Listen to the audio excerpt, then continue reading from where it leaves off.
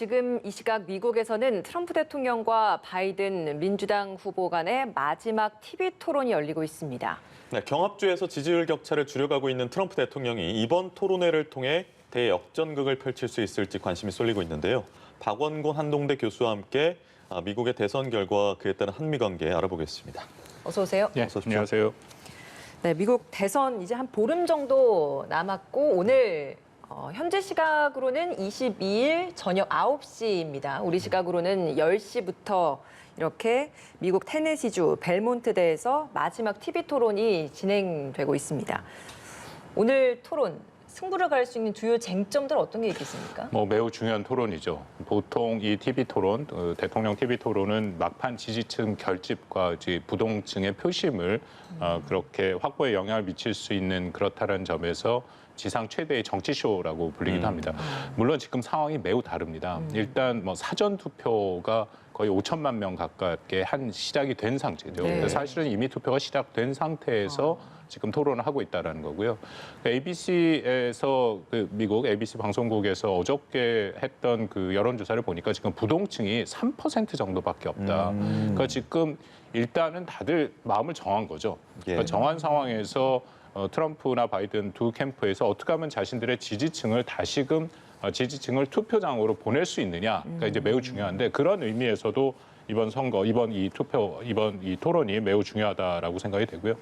지금 전체적인 여론조사 결과를 쭉 추세를 보면 트럼프 대통령이 좀 불리한 것은 분명히 사실이죠. 그래서 어떻게든지 이번 기회를 통해서 이 변화의 순간을 만들 수 있는 이제 마지막 기회다라고 판단을 하고 있을 것이고요. 이른바 이제 게임 체인저로 만들려고 하는데 과연 그것이 가능할까는 좀 다른 이야기다라고 생각이 됩니다.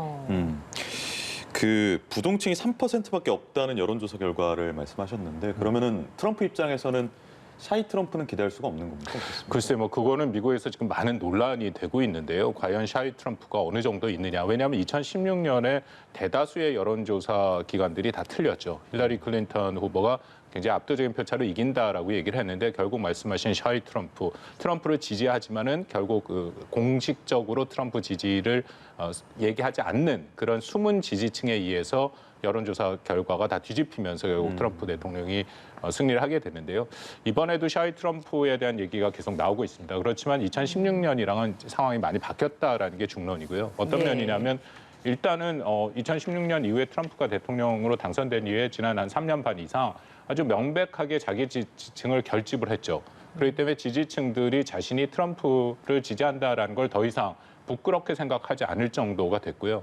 그 의미는 미국 내에서도 적지 않은 지금 양극화가 이미 형성이 됐다라고 볼 수 있습니다. 그렇기 때문에 그 샤이 트럼프의 그런 존재라든지 숫자는 아마 지난 2016년 대선에 비해서는 훨씬 적을 것이다. 그리고 또 하나는 여론조사 기관에서 지난 2016년 대선 예측을 워낙 잘못했기 때문에 이번에도 그런 변수를 다 포함을 해서 학력이라든지 인종 또 그런 지역의 위치에 따라서 그런 걸 다 가중치를 둬서 여론조사를 지금 하고 있는 것으로 알려져 있거든요. 그래서 아마 샤이 트럼프의 영향력은 2016년보다는 분명히 줄어들 것은 분명해 보입니다. 예. 저희가 지금 TV 토론과 관련된 이야기를 좀 더 자세히 좀 해보도록 하겠습니다. 의미에 대해서 좀 짚어주셨는데 TV 토론에서 6가지 주제, 크게 보면 6가지 주제를 가지고 90분 동안 진행이 됩니다.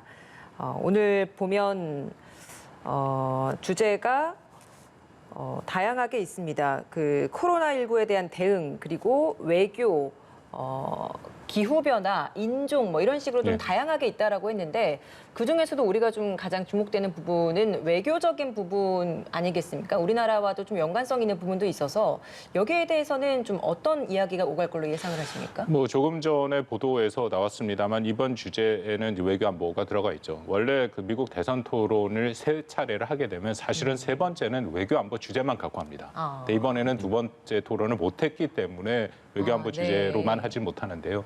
들어가 있고 가장 핵심은 역시 중국 문제가 가장 많이 얘기가 될 겁니다. 근데 또 중국 문제는 트럼프나 바이든이나 그렇게 각을 세우기가 쉽지 않은 게 둘 다 지금 중국에 대해서 문제를 제기하고 강경한 대중 정책을 얘기를 하고 있죠. 그렇기 때문에 그 분야 말고 외교 정책에서 트럼프와 바이든의 차이가 명백히 드러나는 분야가 바로 대북 정책입니다. 그쵸. 북한 핵 문제. 조금 전에 보도에도 나왔습니다만 바이든 후보는 트럼프 대통령의 지난 3년 반 동안 특히 김정은 위원장과 사랑에 빠졌다라는 그런 얘기를 한 것에 대해서 굉장히 비판의 목소리를 내고 있고요. 결국은 북한으로부터 아무런 합의도 이루지 못했다. 하나의 핵무기라든지 하나의 미사일도 제거하지 못했다. 그런 면에서 계속 비판의 목소리를 굉장히 큰 소리로 내고 있고요. 반면에 지금 뭐 트럼프 대통령은 얼마 전에 또 유세에서 얘기를 했습니다만 꾸준하게 이런 식의 논리를 피고 있습니다. 자기 때문에 한반도에 전쟁이 일어나지 않는다. 그러니까 어쨌든 2017년에 한반도에 위기가 있었는데 자기가 잘해서 또 김정은 위원장을 만나서 김정은 위원장과 관계가 좋기 때문에 한반도의 전쟁을 막았고 오바마 행정부나 뭐 바이든 같은 경우에 민주당이 집권을 했으면 전쟁이 일어났을 것이다라고 얘기를 하고 있습니다. 더불어서 자기가 집권을 해야 결국은 이 한반도 핵 문제, 북한의 비핵화 문제를 해결할 수 있다. 이제 그렇게 얘기를 하고 있죠. 예. 네. 지금 예. 네, 지금 트럼프 대통령과 그 바이든 후보의 TV 토론 모습 저희가 생중계로 좀 보여드리고 있습니다. 잠시 그 현장의 목소리 좀 It's 들어보고 been 오겠습니다. like a prison. Now it was just ruled unconstitutional. Take a look at North Carolina. They're having spikes and they've been closed and they're getting killed financially. We can't let that happen, Joe. You can't let that happen. We have to open up. And we understand the disease. We have to protect our seniors. We have to protect our elderly. We have to 동안 protect especially 그러니까 이번에 룰이 좀 추가된 것이 정해진 주제마다 각 후보가 입장을 밝힐 때 2분 동안은 상대편 후보의 마이크는 꺼지게 되잖아요. 예. 1차 토론 때 그 워낙에 이제 상대의 답변을 방해하는 그런 진행자도 좀 두 손 두 발 둘 정도로 그런 장면들이 연출이 됐기 때문에 이렇게 새롭게 좀 주제가 그 룰이 추가된 겁니다. 이 부분에 대해서 좀 설명을 해주시죠. 지금 좀 화면에 나왔습니다만 지난 1차 토론회보다는 조금 차분해진 그 분위기는 분명히 느껴지고 있고요. 예. 말씀하신 것처럼 6개 주제에 대해서 15분씩 지금 돼 있는데 처음 2분간 각 그 후보가 그 주제에 대한 일종의 자신의 입장을 밝히는 거에 대해서는 끼어들지를 못하게 돼 있습니다. 그런데 사실은 그거 끝나고 그 주제에 대해서 토론이 되면 얼마든지 좀 끼어들 수 있거든요.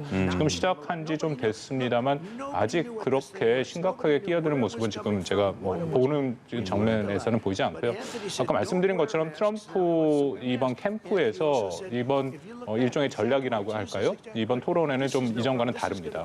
트럼프 입장에서는 어떻게든지 바이든의 말실수를 끌어내는 게 매우 중요하거든요. 예, 그러니까 바이든 후보 같은 경우에도 사실은 몇 번 말실수를 했죠. 그러니까 예를 들어서 밋 롬니 같이 공화당 상원의원이자 뭐 전에 대통령 후보까지도 했던 인물인데 그 사람 이름이 생각이 안 나서 매사추세츠 주지사 출신이기도 하거든요. 그래서 말을 좀 더듬고 그 사람 있지 않느냐 뭐 그런 식으로 얘기를 했고 이제 그런 부분을 트럼프 대통령이 계속 문제를 제기하고 있거든요. 그러니까 이번에 만약에 그런 바이든의 말실수가 나오도록 하려면 바이든이 말을 하게 둬야죠. 그러니까 지난 1차 토론처럼 계속 껴들어서 얘기를 하면 뭐 많은 분들이 보셨겠지만 이거는 무슨 말이 됐는지 말실수의 의미조차가 없어지는 그런 상황이거든요. 그래서 이번 같은 경우에는 오히려 트럼프 캠프에서는 바이든을 말을 할 수 있도록 하고 또 결정적이고 핵심적인 부분을 파고드는 것이 좋다. 이제 그런 전략으로 나온 것으로 알고 있습니다. 그러니까 앞선 그 TV 토론에 대한 이야기를 좀 해주셔서 그 당시에는 사실 과거 이런 대선 후보 간의 TV 토론에서 볼 수 없는 장면들이었잖아요. 그러니까 그런 TV 토론 후에 그 결과들이 실제 좀 여론에는 어떻게 좀 반영이 됐습니까? 뭐 TV 토론이라고 하기도 좀 민망할 정도고요. 전반적인 미국의 여론은 미국의 수치다라는 얘기가 나올 정도였고 뭐 나중에 통계가 나왔습니다만 1분에 한 번씩 껴들기 70% 이상은 트럼프 대통령이었고 바이든 부통령은 한 20% 정도였고요. 뭐 저도 처음부터 끝까지 다 봤습니다만 무슨 말을 하는지 전혀 알 수가 없을 만큼 1분이 뭔가 의견이 계속 얘기가 안 되니까 중간중간에 끊겨버리거든요. 그리고 뭐 이미 나왔습니다만 막말이 뭐 굉장히 난무했죠. 예, 굉장히 막말이 도대체 이런 전통적인 더군다나 대통령 토론회에서 볼 수 없는 그런 막말이 난무했고요. 또 하나는 그 당시에 그 진행자 같은 게 크리스 월레스라고 그 팍스 뉴스를 진행하는 사람인데요. 진행을 굉장히 뭐랄까요?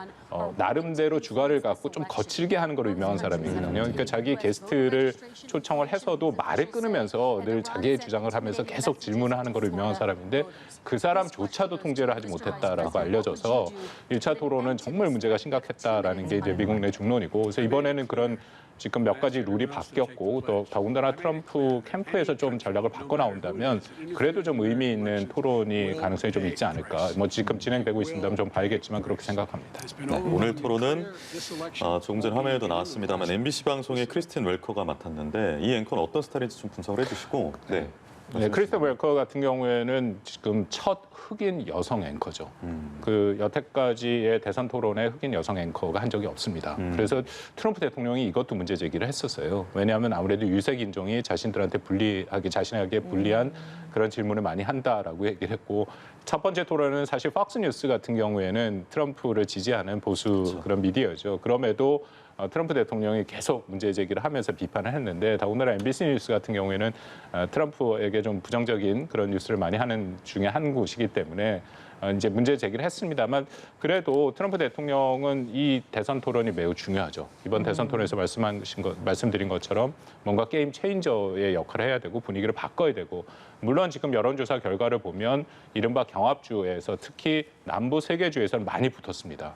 놀랄 정도로 붙어서 지금 굉장히 접전이 이루어지고 있는 것은 사실이지만, 그래도 지금 현재 전체적으로 놓고 본다면 트럼프한테 불리한 것은 분명하거든요. 그러니까 2016년의 대선 결과를 놓고 또 전체적인 선거인단의 숫자를 비교해 볼 때 약간은 지금 트럼프 대통령은 기적이 필요한 그 정도 수준이다고 말할 수 있을, 물론 이제 오차 범위 내에 있기 때문에 좀 조심스럽기는 합니다만, 그러니까 이번에 뭔가 계기를 만들어야 되는 필요성은 분명히 있는 것이죠. 그러니까 그 계기를 만들어야 되는데, 그러니까 오늘 그런 뭔가의 계기를 변곡점을 만들 수 있겠습니까? 그러니까 그게 말씀드린 것처럼 이미 양측의 그 입장은 다 확인이 됐고, 트럼프 대통령 같은 경우에는 이제 바이든 후보 아들 헌터 바이든의 스캔들을 이제 아주 집중적으로 물고 늘어질 가능성이 있습니다. 지난주에 미국의 언론사 일부에서 그런 스캔들에 대해서 좀 구체적인 보도가 나오기 시작했고요.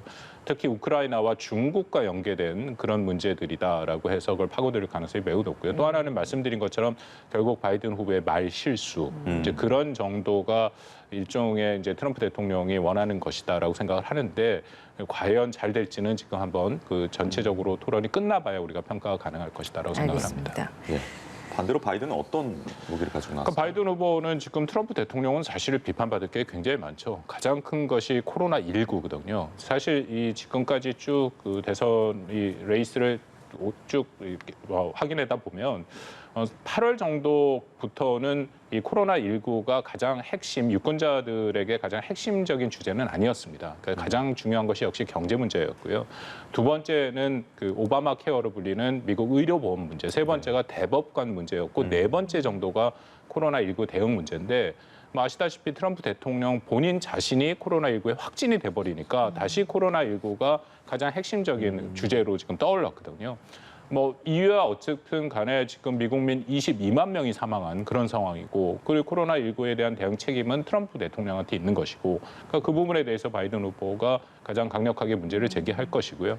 두 번째는 인종 문제도 심각하죠. 인종 문제에 대해서 특히 바이든 후보 같은 경우에는 이제 유색 인종에 많은 지지를 받고 있으니까 그것을 핵심 또 의제로 올려놔야 지지층을 또 모을 수 있는 그런 부분도 있습니다. 그런데 그런 내용들을 포함해서 트럼프 대통령 지난 3년 반 동안 했던 여러 가지 실정들에 초점을 맞춰서 비판을 하겠죠. 알겠습니다. 1차 9월 29일 날 오하이오주 클리브랜드에서 진행이 됐고, 2차 TV 토론은 트럼프 대통령의 확진 판정으로 인해서 무산이 되고 각자 타운홀 미팅 방식으로 진행이 됐습니다. 그 후에 오늘 이렇게 테네시주 벨몬트 대학에서 3차 TV 토론이 열리고 있는 건데요.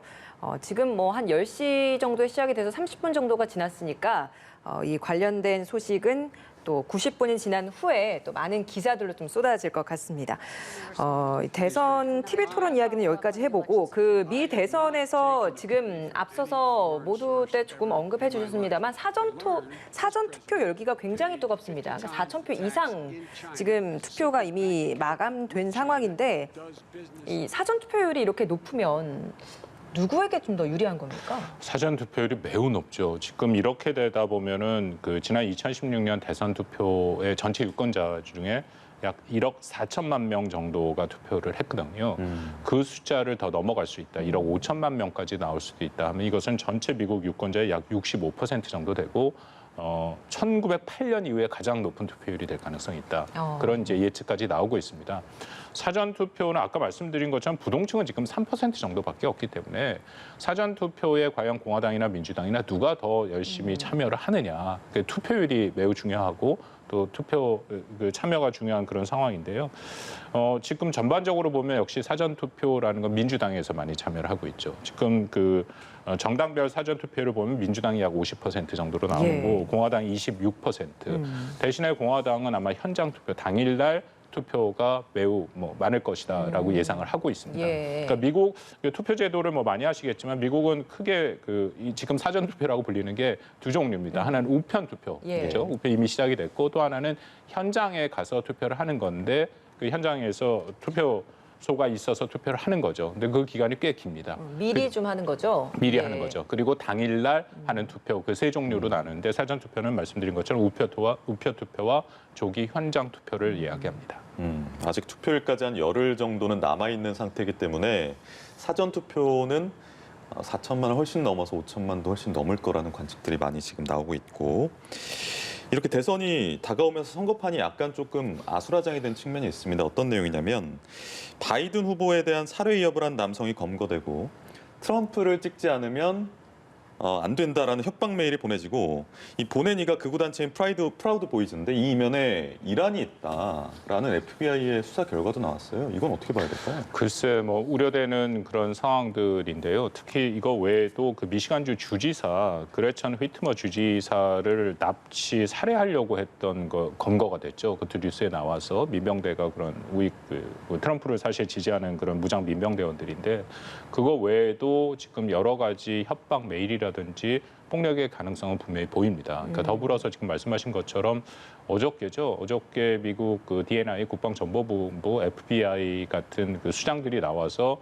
지금 이란과 러시아가 대선에 개입을 하고 있다. 개입의 방법은 미국 유권자들의 정보를 확보하고 있고 그들에게 지금 이메일을 보내고 있다. 그 말씀하신 프라우드 보이스라는 그런 명의로 이메일을 보내면서 트럼프 대통령을 찍지 않으면 살해를 하겠다 그런 협박 메일이다라는 거죠. 그러니까 그걸 통해서 오히려 그 트럼프 지지층, 트럼프를 반대하는 사람들에게 협박을 하는 그런 지금 이미 작업이 시작이 됐다라고 얘기를 하는데 이거는 지금 민주당 같은 경우에 굉장히 반발하고 있습니다. 왜냐하면 이런 식으로 전체적인 선거의 불안을 조성을 하면 일단 투표율이 좀 낮아질 수도 있고 선거 혐오나 아니면 사람들이 투표소에 가는 게 부담이 될 수 있고요. 예. 그렇게 되면 투표율이 낮아질수록 민주당한테는 좀 불리한 것은 사실이죠. 그러니까 민주당 같은 경우에는 투표율이 높아야 자신들에게 유리하게 될 수 있고요. 또 하나는 트럼프 후보가 대선에서 결국 졌을 때 불복할 수 있는 어떤 명분을 이미 지금 제시하고 있지 않느냐. 외국에서 그렇게 선거 개입을 했으니까 이것은 불공정 선거다.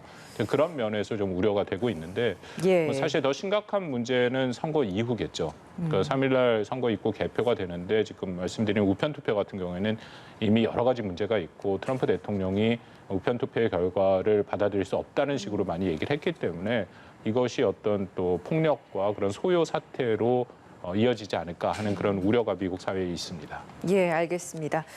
오늘 말씀 여기까지 듣겠습니다. 박원곤 한동대 교수와 함께했습니다. 고맙습니다.